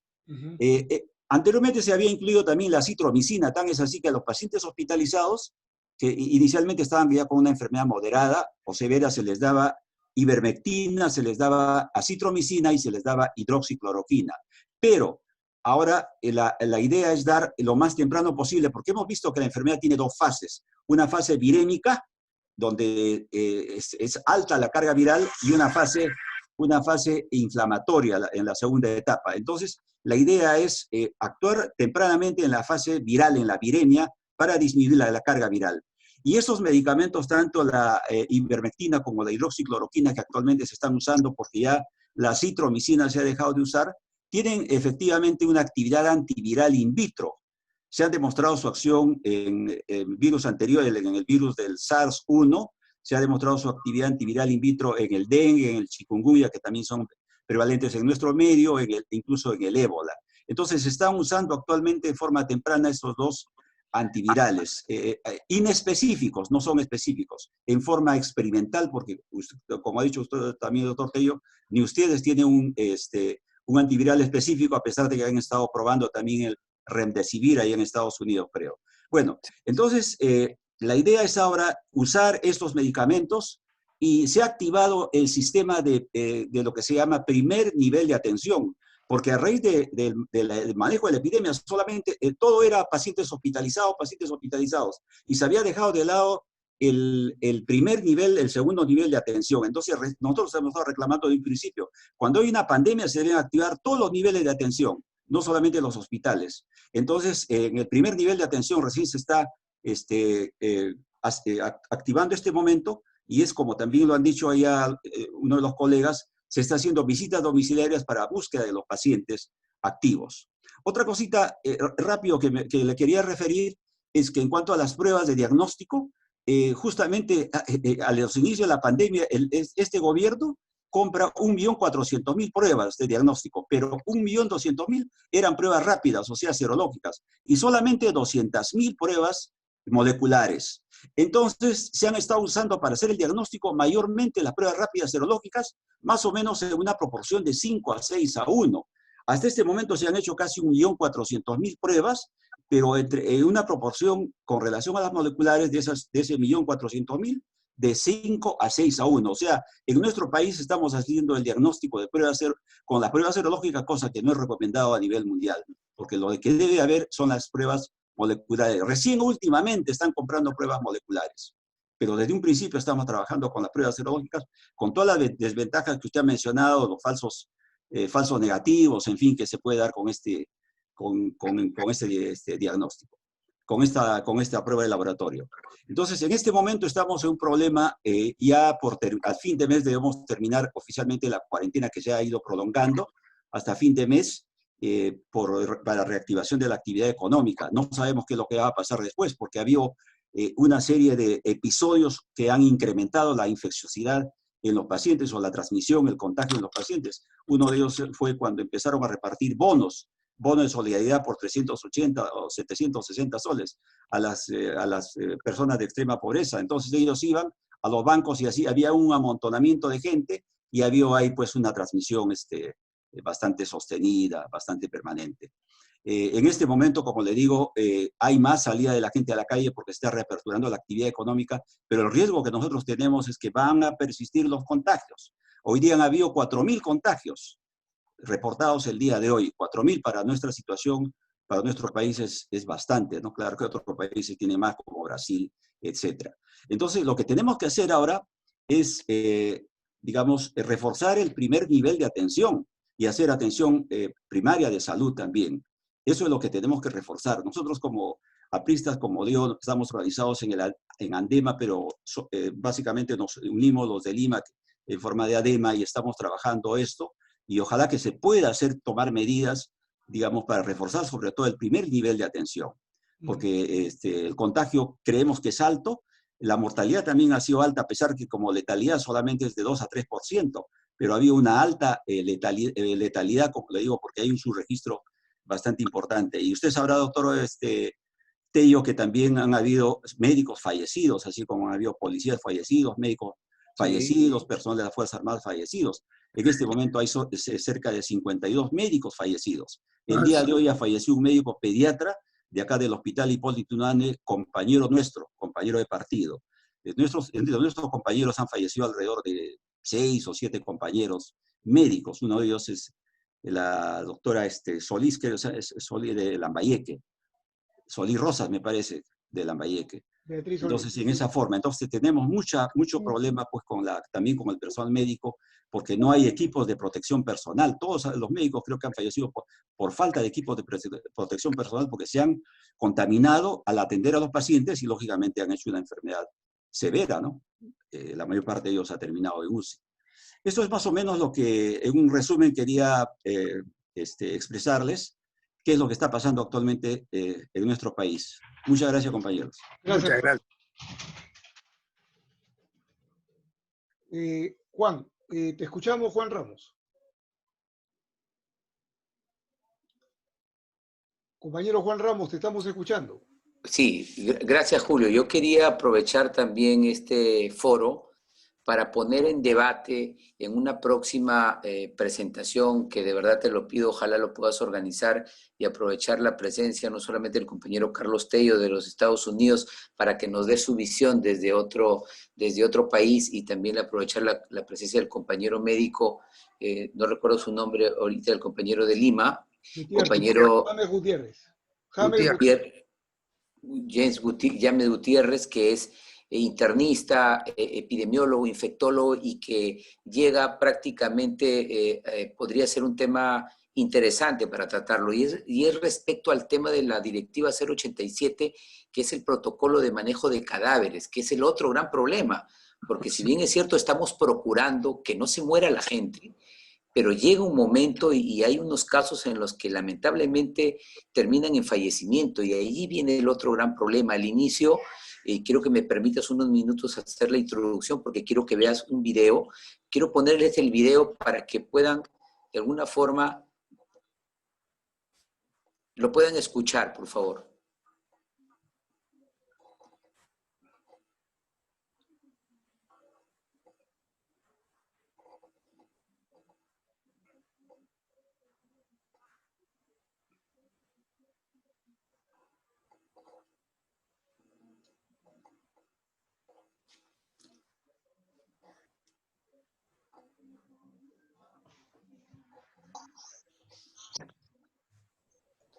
Si ustedes se dan cuenta, miren, a raíz de lo que se presentó desde un inicio, el pánico y la duda de que si los fallecidos contagiaban o no contagiaban, que eso ya ha quedado sumamente claro, en el tema de que si se cumplen todas las medidas de bioseguridad en el manejo de los cadáveres, definitivamente colocándolos en la bolsa cremallera, usando el hipoclorito de sodio, metiéndolos al cajón, luego embalando el cajón y llevándolos antes de las 24 horas a la cremación o al nicho, o inhumarlos.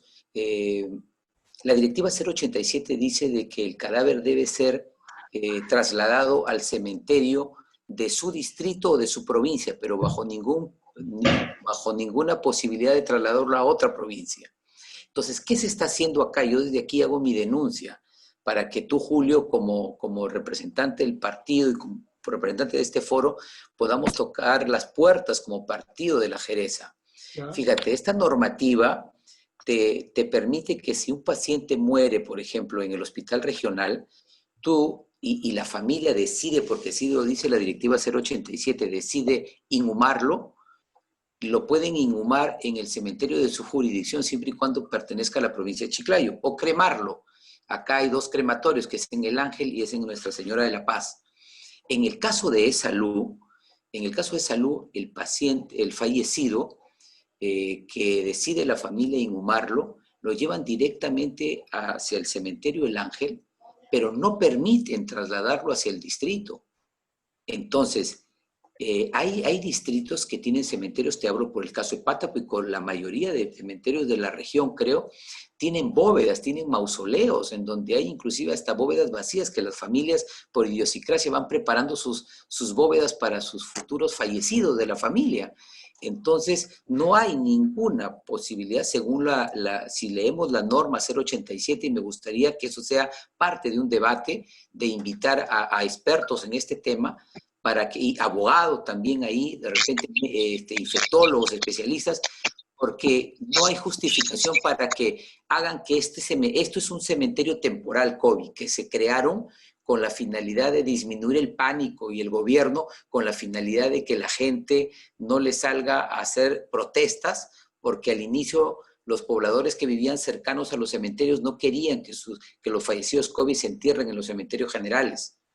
Entonces la norma, y yo te voy a pasar a ti un documento que el propio gerente de la Jereza Lambayeque ha circulado a todos los alcaldes de la región Lambayeque, diciéndoles que sí se puede utilizar el cementerio general, siempre y cuando vaya directo del hospital al cementerio o de su casa al cementerio, y que ese cadáver tiene que ser manejado por el equipo humanitario de recojo de cadáveres, cumpliendo todo el protocolo de bioseguridad antes de las 24 horas, como manda el protocolo. Porque ¿sabes el problema que están generando enterrando a un paciente de, por ejemplo, de Íllimo, de Pacora, de Morrope, que se muere en el Heisen, aquí en el cementerio El Ángel, que van a tener que esperar un año para que después de un año puedan exhumar a ese cadáver y hacer todo el procedimiento administrativo para trasladarlo a su jurisdicción?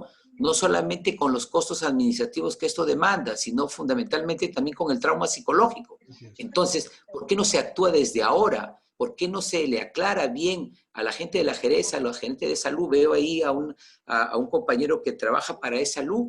Yo he argumentado en varias oportunidades con el doctor, si no me equivoco, González, que es el administrador del Heisen, con la normativa a la mano, y a raíz de toda la presión, recién la semana pasada, el jueves, pudieron darle autorización para que saliera un patapeño del Heisen y lo enterraran en el cementerio.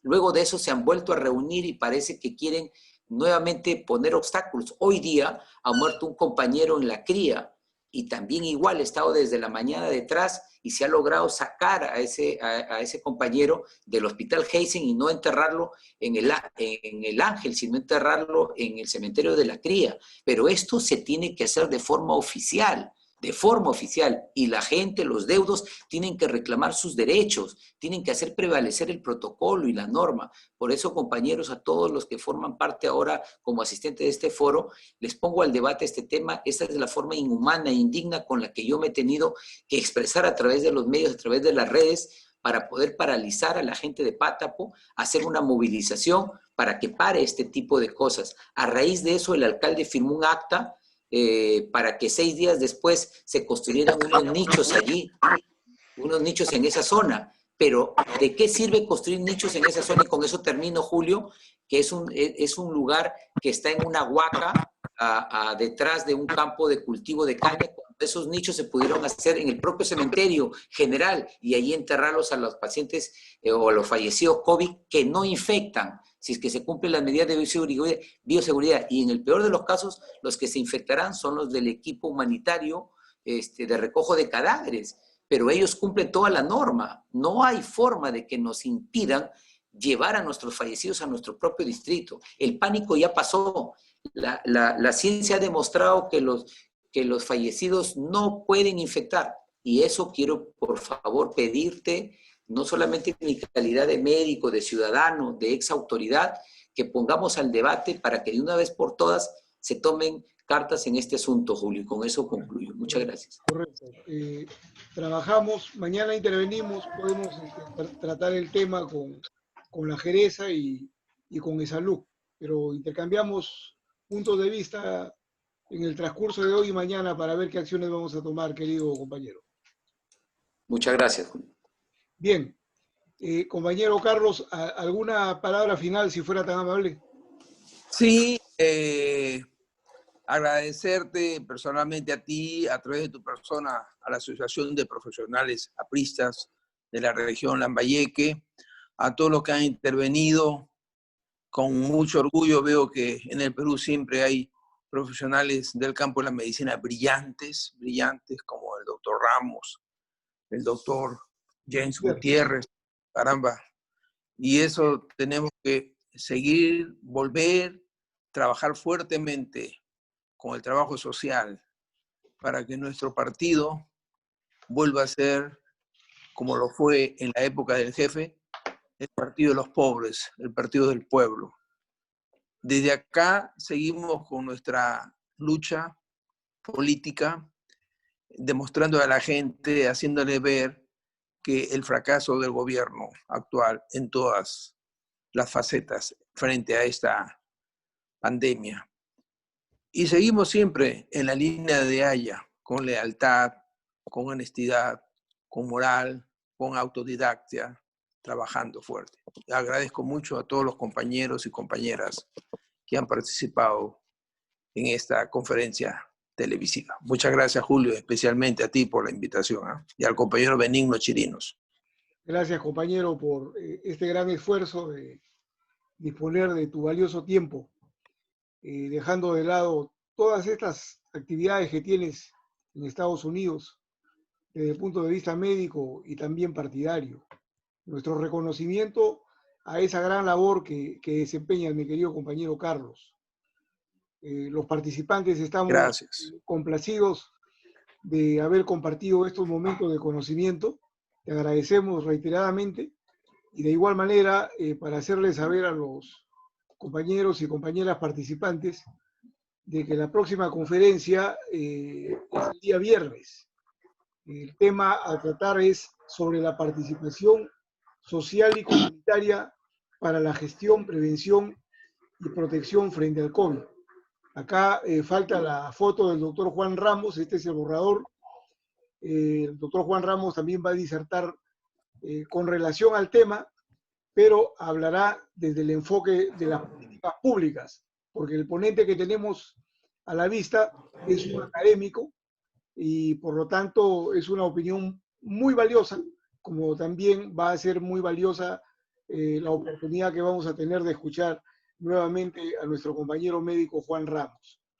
Compañeras y compañeros, agradezco vuestra participación y pongámosle empuje a este tipo de encuentros que no solamente nos dan información y nos dan una visión de lo que está sucediendo en el país, en este caso con las ciencias médicas y el tratamiento del COVID, sino que también debe de servir como aliciente para generar en los medios de comunicación, aparecer en los medios de comunicación y sentar nuestra voz como militantes del partido. Y por otro lado, una recomendación, cuando les lleguen estas invitaciones a su WhatsApp, por favor difundirlo.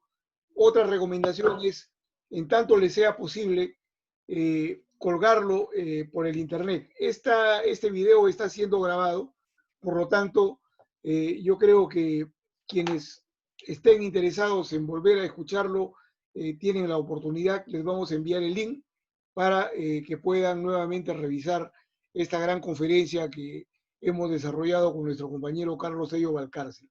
A todos ustedes, gracias nuevamente por estar juntos el día de hoy y que viva el APRA, compañeras y compañeros. Que viva Víctor Raúl. Muchas gracias. Muchas gracias. ¡Viva! Viva el APRA. ¡Viva! Hasta luego.